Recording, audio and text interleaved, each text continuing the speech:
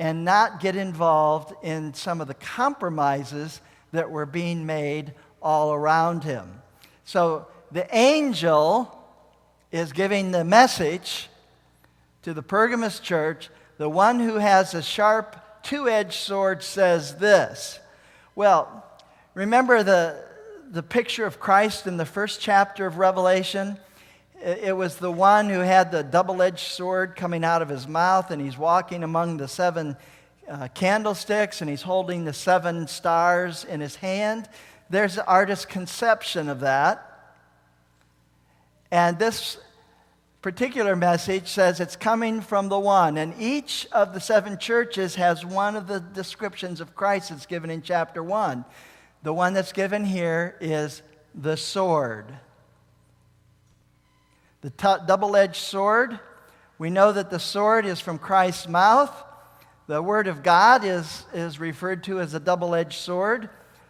In the book of Hebrews, we know the Word of God is also Jesus from the book of John, or the writings of John. Christ and the Word are inseparable.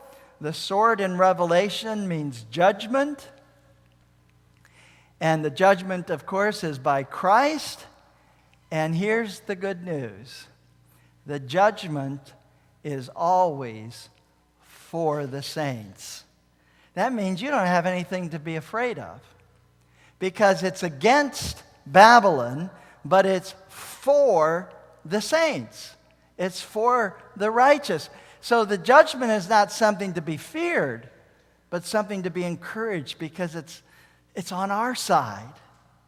That's the good news. Now, here's more of the message.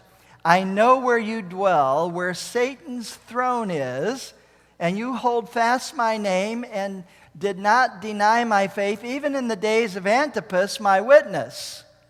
The word witness can also be translated martyr.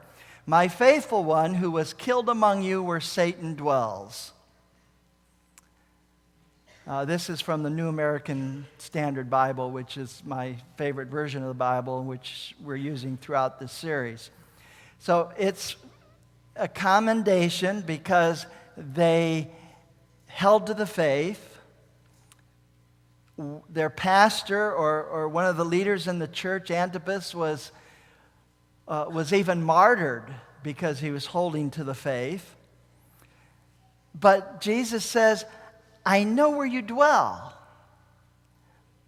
And that's significant, because Jesus knows where you dwell too. He knows where you live. He knows what struggles you're going through. He knows what your family's like. He knows what your church is like. He knows all. He's acquainted intimately with this church. And he says to those people in Pergamos, you live where Satan dwells. And what did he mean by that? Well, Satan's throne is said to be there. Zeus is a Greek name for Jupiter. Athena was Greek for the goddess Minerva. Dionysus, Zeus' son, was the god of wine and revelry. Asclepios was the god of healing. And Augustus Caesar. Pergamos was the first city to build a temple in honor of a living emperor, and it took on the title of temple warden because it had so many gods, so many temples. And in fact, there were other cities that were also called temple wardens, but this city was particularly the temple warden because it got the honor of building a second temple to a living emperor. And so it was twice over the temple warden. And it, in its official name, actually gave the title. It says we were the first and twice over the temple warden. No other city could claim that. And so they're worshiping all these false gods, including the god of Asclepius, the serpent. We know that in the Bible, the devil is the serpent. And so that's why it's called Satan's throne. In the Roman Empire, Ephesus, that we looked at a couple of weeks ago, was the political center. Smyrna was the commercial center. Remember, it had the great harbor. But Pergamos was the religious center. And that's important because it goes with the message to this church. Here you see a map. And on the map, follow the arrow and you can see Jerusalem. So Jerusalem, of course, is where Christ died. That's where Christianity was born. And then over here, in just off to the right on the slide, is Baghdad or Babylon. Modern Baghdad is actually built on the same site as Babylon. So we see that there's Babylon that's spoken against in the scriptures. And then there's Pergamos, which is up here in Turkey. And then there's Rome, which is over here in Italy.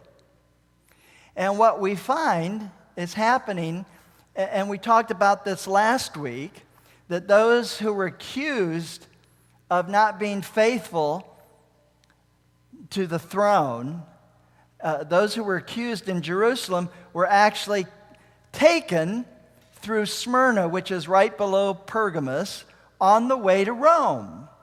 They didn't go south, they went north from Jerusalem. And they went through Turkey on the way to Rome. In fact, Smyrna was called the highway of the martyrs. But now, this is important to understand because of this. When Babylon was overthrown by Medo-Persia, the priests of Babylon fled. And where do you suppose those priests took up residence? It was in Pergamos. They had to get out of town. They had to go far away. So they went to Pergamos and they settled there. And so Pergamos was the link between ancient Babylon and modern Babylon. And that's very important as we begin to put things together in the book of Revelation. And when you see them talking about Babylon, you see Rome eventually became known as Babylon, because what was happening in Pergamos is because the priests from Babylon ended up in Pergamos, the religion of those who lived in Pergamos was influenced by those priests. And so the religious ideas came from Babylon. And then Babylon, of course, was part of the Roman Empire, and the headquarters eventually became Rome. And so that's how Babylon and Rome became almost synonymous.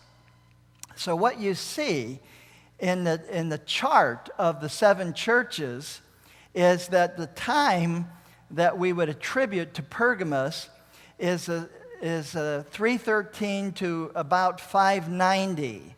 And it's the time when the state religion became part of the church and its religion. What we find in the ancient Babylon was that the head of the church was the head of the state, and vice versa. It wasn't always that way. But now, for the first time in the history of the Christian church, it becomes that way. You see, the time period for Smyrna was 100 to 313. That was the time period of persecution. And Satan tried to kill the church. He tried to obliterate it. He persecuted it nearly to death. But what was happening is, the more he persecuted the church, what happened? The stronger it got. And so Smyrna, the church just kept coming back. They would kill hundreds. They would kill thousands. In fact, some estimates are as many as 5 million people were killed as martyrs during this time period. In the book of Fox's Book of Martyrs, it mentions that number, 5 million people destroyed because of their faith in Jesus. And every time the church looked like it was extinguished, it came back stronger than ever.